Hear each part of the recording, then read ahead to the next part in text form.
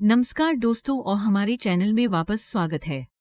Tenerife हवाई अड्डे पर दुर्घटना 27 मार्च 1970 को हुई, जब दो बोइंग 747 यात्री जेट टेनेरिफ के स्पेनिश द्वीप पर लॉस रोडियोस हवाई अड्डे अब टेनेरिफ उत्तरी हवाई अड्डे के रनवे पर टकरा गए। टक्कर तब हुई जब केएलएम फ्लाइट 4805 ने अपना टेक ऑफ शुरू किया, जबकि पैन एम फ्लाइट 1736 अभी भी रनवे पर थी।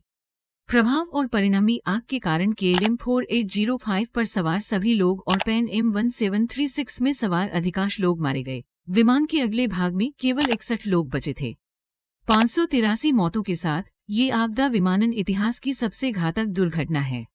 स्पेनिश अधिकारियों द्वारा की गई बाद की जांच ने निष्कर्ष निकाला कि दुर्घटना का प्राथमिक कारण केएलएम कप्तान का गलत धारणा के साथ उड़ान भरने का निर्णय था कि हवाई यातायात नियंत्रण एटीसी से टेक ऑफ मंजूरी जारी की गई थी।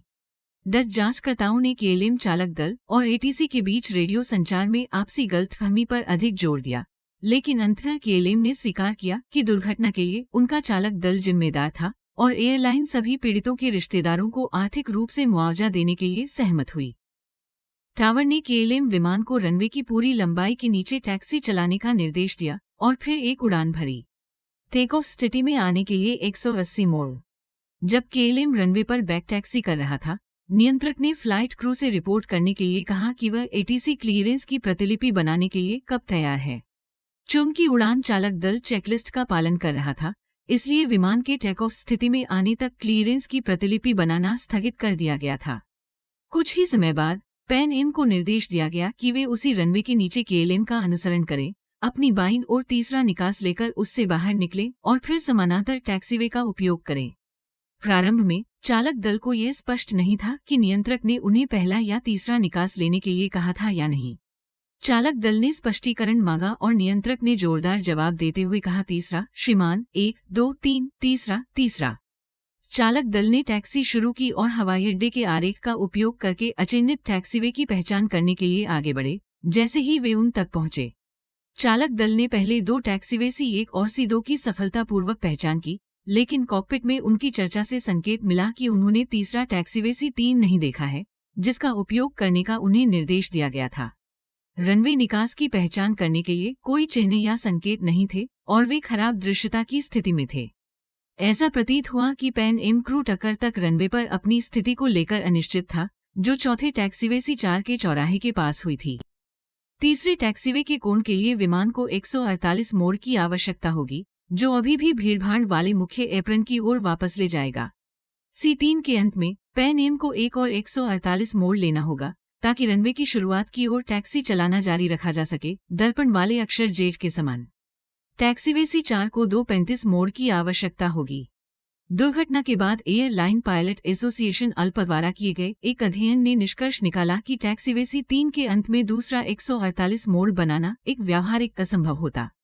स्पेनिश अधिकारियों की आधिकारिक रिपोर्ट में बताया गया है कि नियंत्रक ने पैन एम विमान को तीसरे टैक्सीवे का उपयोग करने का निर्देश दिया, क्योंकि ये सबसे पहला निकास था जिसे वे समानांतर टैक्सीवे के अबाधित खंड तक पहुंचने के लिए ले सकते थे। लॉस रोडियोस हवाई अड्डा समुद्र तल से 633 मीटर 2077 फीट ऊपर है, जो मौसम की स्थिति को जन्म देता है जो कई अन्य हवाई अड्डों से भिन्न होता है। नजदीकी तट पर जमीनी स्तर से 600 मीटर 2000 फीट ऊपर बादल लॉस रोडियोस में जमीनी स्तर पर हैं। अलग अलग घनत्व के बहते बादलों के कारण दृश्यता में बेतहाशा भिन्नता होती है, एक पल में निर्बाध से लेकर अगले पल में कानूनी न्यूनतम से नीचे तक। ये टक्कर उच्च घनत्व वाले बादल में हुई। रनवे में प्रवेश करते ही पैन एम क्रू ने खुद को खराब और तेजी से बिगड़ती दृश्यता में पाया। अल्पा की रिपोर्ट के अनुसार जैसे ही पैन एम विमान रनवे पर आया, दृश्यता लगभग 500 मीटर 1600 फीट थी। रनवे पर उनके मुड़ने के कुछ ही समय बाद ये घटकर 100 मीटर 330 फीट से भी कम हो गया। इस बीच केएलएम विमान अभी भी अच्छी दृश्यता में था, लेकिन रनवे से बादल उनकी ओर उड़ रहे थे। जब तक केएलएम पायलटों ने पैन एम विमान को देखा, वे पहले से ही इतनी तेजी से आगे बढ़ रहे थे कि रुकना संभव नहीं था। हताशा में पायलटों ने समय से पहले विमान की नाक को ऊपर की ओर घुमाया और पैन एम को ऊपर उठाकर साफ करने का प्रयास किया, जिससे 22 मीटर 72 फीट पीछे से झटका लगा। केएलएम 747 पैन एम के 100 मीटर 330 फीट के भीतर था और जमीन छोड़ते समय लगभग 140 समुद्री मील 260 किमी/घंटा 160 मील प्रति घंटे की गति से चल रहा था। इसके नोज लैंडिंग गियर ने पैन एम को साफ कर दिया, लेकिन इसके बाईं ओर के इंजन, निचले धड़ और मुख्य लैंडिंग गियर ने पैन एम के धड़ के ऊपरी दाहिने हिस्से पर हमला किया, जिससे पैन एम जेट का केंद्र लगभग सीधे पंख के ऊपर से अलग हो गया। दाहिनी ओर के इंजन कॉकपिट के ठीक पीछे पैन एम के ऊपरी डेक से टकरा गए। केएलएम विमान कुछ देर तक हवा में ही रहा, लेकिन टक्कर के कारण बाहरी बायां इंजन टूट गया, जिससे काफी मात्रा में कटा हुआ सामान अंदर के बाएं इंजन में समा गया और पंख क्षतिग्रस्त हो गए। विमान तुरंत एक स्टाल में चला गया, तेजी से लुढ़क गया और टक्कर से लगभग 150 मीटर 500 फीट दूर जमीन से टकराया और 300 मीटर 1000 फीट तक रनवे से नीचे फिसल गया।